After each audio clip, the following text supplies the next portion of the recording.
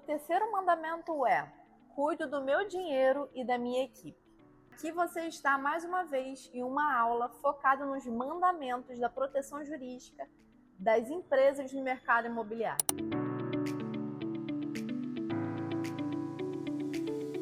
Então, esse terceiro mandamento tem totalmente a ver com as aulas anteriores que nós já fizemos a introdução. Sou Cássia Clésia, advogada e especialista no mercado imobiliário, com atuação desde 2019. Tenho um escritório especializado dentro dessa área. O grande ponto é, quando você começa a atuar dentro do mercado, você precisa entender os limites legais e de atuação, tão quanto de comportamento em relação ao seu dinheiro e as outras pessoas que vão trabalhar com você. Quando você começa a estruturar o seu negócio, começa a ter uma empresa, um escritório, focado dentro do mercado imobiliário, você começa a atuar com pessoas diferentes. Isso faz com que tenha mentalidades diferentes, comportamentos diferentes, expectativas diferentes em relação ao trabalho. Quando você começa a atuar junto com essas pessoas, você vai precisar inicialmente alinhar sua comunicação. Isso é um pilar muito importante, porque quando você se comunica com pessoas diferentes, de regiões diferentes, podem ter direções completamente de pensamento e interpretação diferentes. Então você vai precisar alinhar a sua comunicação para que todas as pessoas tenham as informações alinhadas em relação à sua equipe e até mesmo os terceirizados e parceiros. Então a comunicação é a base aqui. Então a grande direção que eu trago, tem essa comunicação clara por WhatsApp, e-mail e até mesmo por áudio. Então se você comunica com uma pessoa de forma clara pelo telefone, teve algum combinado, alguma questão bem direcionada, alguma decisão, formalize isso de forma escrita pelo WhatsApp, pelo e-mail. Isso principalmente para que isso esteja bem organizado, para que todo mundo tenha a mesma informação e o mesmo ponto de partida. O mesmo vale se você está atuando com uma equipe. Muitas das vezes nós fazemos reuniões com a equipe, ou até mesmo ligações. Isso precisa ser direcionado para que a equipe saiba o que foi formalizado e o que vai ser feito. Porque a nossa mente está muito acelerada hoje em dia. Nós temos muitas coisas ao mesmo tempo. Então não decoramos todos os direcionamentos que acontecem por meio de uma ligação, por meio de uma reunião. Então essa comunicação é sempre fundamentalmente ter sido alinhada. Então, caramba, se mandou mensagem pelo WhatsApp, formalize, direcione para ver se as duas pessoas entenderam a mesma coisa. O mesmo por e-mail, o mesmo para que esteja tudo bem organizado na gestão dessa própria equipe e também na parte aí dos parceiros, dos terceirizados que vão atuar em conjunto. E aqui eu entro em uma outra área muito importante, a área trabalhista. A partir do momento que você abre o seu negócio, você começa a ter contratações. E nós temos diferentes tipos de contratação. Na aula anterior eu falei mais em relação a você enquanto empresário e os sócios. Aqui eu vou focar principalmente na equipe que vai atuar em conjunto com você. Então você precisa pensar o tipo de contratação que pode ser feita e a modalidade que deve ser realizada. O que muitas das vezes acontece na prática é que uma pessoa é contratada como MEI, como PJ, só que na prática é cobrada como CLT. Isso é totalmente errado e pode dar margem a uma ação trabalhista. Por isso que você precisa ter a identificação clara do cargo dessa pessoa. Essa pessoa vai atuar em que junto contigo? Vai ser administrativo? Vai ser financeiro? Vai ser o marketing? Vai ser edição de vídeo? Vai ser uma questão de prospecção comercial? Vai ser alguém dentro do seu próprio negócio fazendo operacional? Vai ser alguém mais técnico só em alguns momentos, de forma avulsa? Você vai precisar entender o que você pode contratar, isso em relação aos valores do mercado, tão quanto o tipo de contrato. E muitas das vezes isso acaba ficando entre linhas, ou até mesmo contratação de forma errada. Por isso que é muito importante você entender os tipos de contratos diferentes que eu vou trazer agora. Inicialmente, nós temos a contratação de profissionais autônomos, de pessoas ou empresas por PJ, que é prestadores de serviço, e também nós temos o CLT. São 3 tipos de atuação e contratos completamente diferentes que você precisa pensar, fazer o cálculo e escolher de forma estratégica no seu negócio. Inicialmente, quando você abre um negócio, pode ser que você ainda não tenha muito orçamento e nem entenda quais são as pessoas específicas que você precisa de parceria inicial para te acompanhar. E aí pode ser que inicialmente você pense no estagiário, por exemplo, e isso é totalmente válido para os profissionais liberais, para as empresas de profissionais liberais. E aí você consegue sim pensar em um estagiário ali para atuar, por exemplo, dentro do operacional da sua empresa. Mas preste atenção que o contrato de estágio tem limitação. Muitas das vezes o contrato de estágio acaba sendo, na prática, direcionado quase como uma CLT. A pessoa acaba trabalhando mais horas, ela acaba trabalhando em funções, acaba tendo responsabilidades que não deveria ter enquanto estagiário. Por isso que entenda que o contrato de estágio tem a legislação de estágio específica. E dentro desse contrato de estágio nós temos a limitação de carga horária de 6 horas, nós temos a obrigatoriedade de um contrato específico entre o estagiário, a empresa e a universidade assinando, então é uma triangulação, porque a universidade precisa assinar também esse contrato, e além disso a obrigatoriedade de um seguro de acidentes pessoais. Por que esse seguro, gente? Principalmente para proteger esse estagiário e também a empresa. Porque imagine só que acontece algum tipo de acidente nesse curso aí do trabalho. E aí consegue usar esse seguro para ajudar esse estagiário a restabelecer sua questão de saúde, por exemplo. O seguro não é caro. Muitas das vezes as pessoas pensam, o seguro é super caro e por aí vai. Não é. A média do valor de um seguro de estagiário de 6 meses a 1 ano, e vai depender do seu contrato de estágio, é ali entre 40 e 100 reais. Uma única vez. Então esse seguro vai ser para cada contrato. Se você fechou o contrato de 6 meses, você paga um valor ali. Se fechou de 1 ano, você paga o valor. Se renovar o contrato, novamente o seguro novamente. Então isso é importante para a segurança de vocês e é uma obrigação legal. Então, considerando aqui, o contrato estagiário, gente, é para quem vai fazer o acompanhamento de tarefas dentro do operacional. O estagiário, teoricamente, na prática, ele não pode fazer outras tarefas que sejam fora disso. Então não faz sentido cobrar meta dele, comissão, fazer com que ele faça determinados tipos de funções de limpeza, de organização de imóveis e por aí vai, dentro do imóvel, que é o ponto comercial da empresa. Então a gente precisa entender a limitação. Recomendo fortemente que vocês leiam a lei de estágio para entender a limitação. Além disso, nós temos outras limitações. Carga horária é diminuída em semana de prova e também quando a pessoa tem deficiência. Existe uma carga horária diminuída para o estagiário. Ok, esse daqui é o contrato de estágio, que é super especial e específico, que você precisa ter essa atenção. Muitas das vezes se pensa também no jovem aprendiz, mas o jovem aprendiz não pode ser trazido inicialmente para as empresas do mercado imobiliário, principalmente para os profissionais liberais, que são engenheiro, arquiteto, advogado, contador e corretor. Na verdade, o jovem aprendiz é para categorias específicas de empresa, para quando tem uma atitude ali específica. E mesmo assim, o jovem aprendiz tem que ter um mínimo de funcionários antes, que é justamente os funcionários que são naturalmente CLT, que vão supervisionar esse jovem aprendiz. Então não pode ter uma empresa só de jovem aprendiz, por exemplo, que muitas empresas tentam direcionar. Na verdade, tem que ter uma cota ali de funcionários para que você consiga contratar um jovem aprendiz. Isso considerando sendo uma empresa do comércio, por exemplo, que vai vender ali um móvel específico dentro do mercado imobiliário, mas que não é profissional liberal. Ótimo, já falamos sobre 2 tipos de contratos. E aqui eu recomendo vocês analisarem a legislação para entender os requisitos e planejamento dentro da sua organização específica.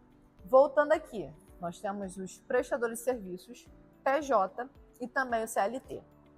Qual a diferença dos 3? Primeiramente, prestador de serviço autônomo. Aqui nós temos um risco trabalhista muito grande para aquele profissional que só está como autônomo e que não tem um contrato, não tem uma separação. Por quê? Aqui o contrato de trabalhista autônomo tem vários requisitos. Tem que ter o recolhimento do INSS, essa pessoa precisa estar cadastrada de alguma forma e hoje tem a obrigatoriedade de emissão da nota fiscal, por mais que ela não esteja direcionada em nenhum tributo específico do CNPJ, por exemplo. Ela individualmente, essa pessoa física, precisa emitir uma nota fiscal ali no boleto, no portal específico. Só que muitas das vezes essas pessoas não fazem. A pessoa física, enquanto autônomo, muitas das vezes não faz essa organização. E isso é um risco para quem contrata essas pessoas. Por isso que é tão importante na prática, você que é empresário, pensar se precisa de um cargo a mais tempo, um serviço avulso, temporário ou potencial de efetivação, dando um exemplo. Então, pode ser que inicialmente você contrate alguém como prestador de serviço autônomo. Essa pessoa fica ali há 1 a 2 meses, mais ou menos, tudo organizado, formalizado, com contrato, recolhimento de tributo, por aí vai. Só que depois você percebe que você precisa da continuidade dessa pessoa. Se você vai ter continuidade com essa pessoa, eu recomendo fortemente ou essa pessoa ser formalizada enquanto PJ, e aí seria aí dentro dos critérios específicos da forma de trabalho, ou CLT. E aí a gente entra dentro dessas duas categorias. O PJ, a diferença é, ele não pode ser subordinado direto, ele não pode necessariamente ter carga horária de entrada e de saída fixa, nem essa questão específica de horários, por exemplo, que acontece no CLT. Tão quanto nós temos várias outras diferenciações técnicas que vai depender da função que você vai trazer essa pessoa para trabalhar para você. Então, eu preciso que vocês entendam inicialmente que existem custos diferentes, funções diferentes e organização diferente. O PJ, teoricamente, ele não tem carga horária específica. Ele também não tem obrigatoriedade. Geralmente, o PJ é o quê? Entrega. Faça a tarefa X, entregue no prazo X. E acabou. Você só dá os direcionamentos de como você precisa para essa pessoa e acompanha no que for necessário. Agora o CLT tem o acompanhamento de carga horária, tem ali o direcionamento de você estar em cima dessa pessoa fiscalizando, direcionando. Então você precisa entender até que ponto que faz sentido o CPJ, essa pessoa, ou essa contratação CLT. E qual é a diferença, tá? Outra questão aqui de valores. Dentro da CLT você vai ter que assinar a carteira de trabalho, levar para o contador, porque tem toda essa contabilidade específica, o salário específico da função, que precisa ser analisado qual é o salário, se existe um sindicato ou não, algum tipo de acordo trabalhista, coletivo. Você precisa analisar isso para contratar essa pessoa CLT dentro dos parâmetros. E aí você vai ter que calcular salário, vai ter que ter recolhimento de FGTS, de INSS, e por aí vai, das questões proporcionais também em relação a férias e 13º. Então isso tudo também precisa ser calculado. Então, se você vai fazer uma contratação, no início do negócio, eu recomendo você estágio, prestador de serviço autônomo. Dependendo de como vai se atuando, vai se direcionando, se essa pessoa atua quanto PJ ou quanto CLT, você veja se vai fazer sentido essas duas funções. Se você vai conseguir contratar essa pessoa como CLT ou como PJ, entendendo que são regimes e contratos diferentes. Então, teoricamente, você, empresário, vai ter que se policiar. Você vai ter que ter um acompanhamento de como que vai atuar e direcionar para cada profissional as formas diferentes. O estágio, por exemplo, são 6 horas. Então, você pode acompanhar e deve quantas horas que essa pessoa está trabalhando e direcionar. Ela não pode mais passando essa carga horária. CLT, 8 horas. Passou disso, é hora extra. O mesmo vale de uma forma clara dentro desses dois contratos. Você pode fazer esse direcionamento e deve. Agora, quando é o autônomo e quando é PJ, você não pode mais fazer tanto esse direcionamento, esse acompanhamento.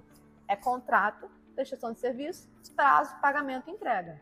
Então, você precisa entender essas diferenças e de custos também. Porque por mais que você tenha aí diferenças de recolhimento de tributo, ou até essa mesma aí, essa questão de carga horária e de atuação de comunicação, você vai precisar entender como que vai funcionar isso na prática. Porque muitas das vezes você precisa e deve formalizar os contratos. Então, dentro do contrato com cada um desses profissionais, você vai trazer as regras de como que vai ser realizado. Muitos profissionais falam assim, eu não quero PJ porque eles não entregam direito. Tá, tem o contrato com prazo, contrato com multa. Se a pessoa não entregar as tarefas, se ela não entregar a demanda ali do serviço que for direcionada, ela não recebe ou tem alguma multa direcionada. Isso tudo precisa ser organizado, formalizado perante o contrato civil, que é o contrato que eu trouxe lá nas aulas iniciais, de como que funciona as etapas desse contrato. Então, passada essa etapa aqui do trabalhista, que é esse momento de contratação, recomendações gerais, orçamento. Então, você tenha os cálculos no papel de quanto que é contratar cada profissional, cada demanda de uma forma geral. Segunda questão, entender quais são as funções. Porque dependendo do nível do negócio, você pode ser que precise de alguém internamente do operacional, ou pode ser que você possa contratar algum terceirizado. Que aí pode ser uma empresa, pode ser um profissional que naturalmente já atua quanto PJ ou enquanto MEI, que vai prestar serviços para você. E aqui, principalmente, eu digo as funções e tarefas que não são essenciais do seu negócio propriamente dito. Dando exemplo. Se você é profissional liberal, advogado, engenheiro, corretor, contador, a sua atividade fim, que é fazer ali o processo, acompanhar, faz muito mais sentido você contratar os profissionais de forma organizada, seja ali enquanto CLT, seja ali enquanto estagiário ou até mesmo associado, que é uma outra categoria específica. Mas se são outros tipos de funções, administrativa, financeira, marketing, comercial, você pode contratar de forma terceirizada. Então você pode pensar aí dentro do crescimento do seu negócio, qual etapa que vai fazer sentido em qual momento. Muitas das vezes a pessoa começa pequeno, começa sozinho, com seus sócios, e a partir disso começa a delegar para escalar, para ter mais clientes. Então faça esses cálculos e entenda essas diferenças práticas. Então aqui eu recomendo fortemente, se você não tem um contador, se você não tem um advogado, consultar para você entender quais são as diferenças desses regimes, qual é a diferença dos custos, para que você faça a escolha correta dentro do seu planejamento. A segunda etapa importante aqui é justamente cuidar do seu dinheiro.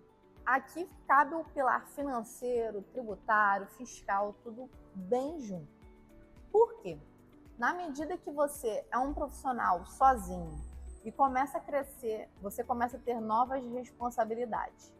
Então, se você contrata uma pessoa, você vai ter que pagá-la e também ver quais são as obrigações específicas ali. Se você contrata outra pessoa terceirizada, mesma coisa. Você vai ter que entender se você vai recolher algum tributo, se você vai fazer algum pagamento específico, qual é a data específica. Isso tudo são responsabilidades. Então, esse pilar de cuidar do seu dinheiro é entender que o seu planejamento financeiro, a partir que você se torna empresário, está correlacionado ao seu planejamento fiscal e contábil.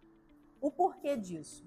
Dependendo do seu regime tributário, você vai ter percentuais diferentes e tributos diferentes a serem recolhidos dependendo do seu serviço e dependendo do tipo de contrato. Então vai ser fundamental que você pense e organize isso de uma forma clara e tenha, inclusive, essa organização desde o início. Se você consegue, desde quanto autônomo, organizar, separar seu dinheiro, entender quanto que você precisa precificar para você conseguir direcionar ali o seu financeiro, direcionar o seu investimento em dinheiro, você vai conseguir ter uma projeção melhor para crescimento. Porque você vai saber quanto custa as coisas, o qual é o retorno, o percentual de organização disso, o percentual de tributo. Então, cada passo seu, cada decisão sua, seu planejamento de uma forma geral, vai ser muito bem organizado e direcionado. A grande questão é, na medida que você cresce, você precisa entender que o seu investimento também cresce. E isso tem totalmente a ver também com o seu faturamento. Então, se você é pequeno, sozinho, você vai precisar pagar suas contas. Dando um exemplo prático, além dos tributos. Agora, quando você tem uma equipe, quando você tem terceirizados, você precisa receber mais para conseguir investir mais. Isso é uma medida que cresce. Então, você precisa entender a gestão do seu dinheiro para onde está indo, desde o início. Então, caramba, se você é um profissional sozinho, você investe em marketing, você investe em algum tipo de roupa específica, suas ferramentas, que são os custos que você precisa pagar de questões profissionais, por exemplo, a questão da anuidade, a compra de alguma coisa, a abertura do negócio, a parte do arcabouço aí digital, muitas das vezes a gente precisa ter um armazenamento, precisa ter um notebook, precisa ter várias outras ferramentas. Isso tudo está dentro do orçamento. Você precisa pensar e calcular desde o início, enquanto zerinho, enquanto um profissional que está começando a atuar. Quando você começa no nível de empresa, você acaba tendo uma responsabilidade muito maior, porque são mais pessoas que você teoricamente tem que cuidar, tem que fortalecer e trazer ferramentas para essas pessoas. Então você precisa entender que na medida que você cresce, o seu faturamento precisa crescer. E aí o seu investimento também cresce. A ordem é essa. Eu já vejo muitos empresários que acabam estagnando ou parando de crescer, porque entende que não quero receber mais, então vou parar aqui. Tudo bem, você pode tentar fazer isso, mas eu destaco e declaro aqui de forma clara que todo ano as coisas ficam mais caras. Então, naturalmente, se você permanecer com o mesmo custo, naturalmente ali dos seus serviços, e você não se organiza, você na verdade vai estar em prejuízo. Dando um exemplo prático. Agora, em 2026, que está sendo gravado esse vídeo, o índice IPCA teve uma atualização mais ou menos de 6, pouquinho, que foi justamente o percentual de atualização do salário mínimo de 25 para 26. Isso é teoricamente o que já se atualizou de 25 para 26. 6% e pouco. Isso já é um impacto no seu orçamento, que é um índice de inflação. Então você precisa entender que naturalmente de um ano para o outro você precisa crescer minimamente para se manter no mercado. E para além disso, se você está crescendo enquanto empresário, se você está atuando em novos mercados, você naturalmente vai ter que ter novos investimentos, porque vai ser novos mercados que você vai chegar. Então entenda que isso também está correlacionado à sua precificação. Então muitos profissionais começam a fazer leilão de mercado. Meu colega cobra isso, meu colega cobra aquilo outro, mas os seus colegas têm realidade de vidas diferentes. Os custos individuais são diferentes, a equipe é diferente, você não pode comparar uma laranja a uma maçã, que são situações completamente diferentes. Então tenha o seu planejamento estratégico financeiro individual e também de investimento. Voltando a algumas orientações que eu trouxe na aula anterior, basicamente quando você tem um histórico bancário organizado, você consegue ter novas possibilidades. Dando uma questão clara de dados aqui do Brasil, mais de 50% da população está inadimplente, de alguma forma, e muitas delas estão negativadas no Serasa e outras formas de órgãos de crédito. Isso faz com que essas pessoas não consigam fazer muitas movimentações. Então, o primeiro passo vai ser organizar, quitar suas dívidas, direcionar esse dinheiro para conseguir crescer. Porque um empresário, naturalmente, não consegue abrir o seu CNPJ se ele não estiver organizado financeiramente. O banco não libera, nem a Receita Federal. Por isso que é tão importante você já ter, naturalmente, essa gestão financeira e organizada sua. Porque uma coisa repercute a outra.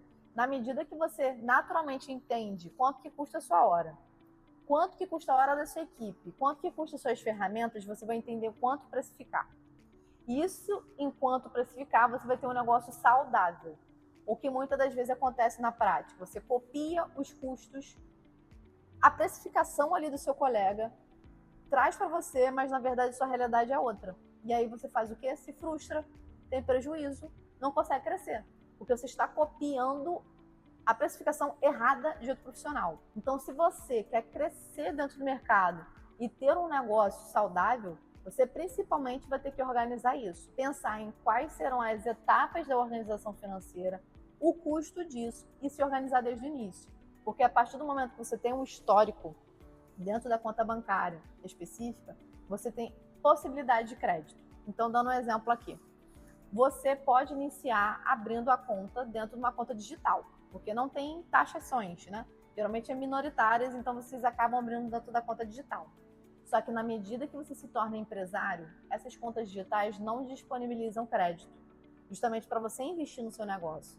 Enquanto os outros bancos mais tradicionais são considerados, sim, para trazer crédito. Então, muitas das vezes, os bancos precisam de pelo menos um ano de histórico financeiro ali, dessa pessoa jurídica movimentando dinheiro para trazer novas possibilidades. Então, você precisa entender essa organização estratégica também. Talvez, enquanto autônomo, faça sentido você ter uma conta bancária digital, depois de um tempo, abrir em uma outra conta bancária mais tradicional, para você criar esse histórico financeiro, criar esse lastro de organização histórica, para que você consiga ter possibilidades junto a esse banco. Essa dica aqui é de ouro, então, assim, tenha essa noção desde o início, porque o banco digital, muitas das vezes, não traz novas possibilidades. Caça, que novas possibilidades são essas? Basicamente, empréstimos. Nós temos linhas de créditos específicas que o próprio governo já traz, já disponibiliza para quem tem a organização financeira e tem um lastro financeiro bom. E a partir disso você consegue pegar um empréstimo, por exemplo, um financiamento bancário, para investir ou organizar seu negócio para ter uma questão de alavancamento específico. Então tem essa organização financeira também correlacionada, tão quanto aí o seu pensamento sobre a precificação, porque tudo está correlacionado. À medida que você sabe o custo de tudo, da sua equipe, a sua organização, como que está o mercado, você consegue fazer a precificação correta para manter esse seu negócio. Recapitulando, a nossa aula número 3 teve como foco principal questões envolvendo o pilar financeiro, tributário e contábil, que você precisa fazer esse planejamento desde o início para conseguir se organizar e ter um crescimento, e também em relação à sua equipe e os parceiros e terceirizados. Você precisa ter uma gestão, um planejamento tributário, um planejamento trabalhista, para você entender até que ponto você tem orçamento disponível, faturamento disponível, precificação correta, para que você consiga começar no mercado com menos prejuízos e menos problemas. Então, na próxima aula falaremos principalmente sobre registros, os registros que são necessários para a proteção da sua marca enquanto negócio. Te espero lá!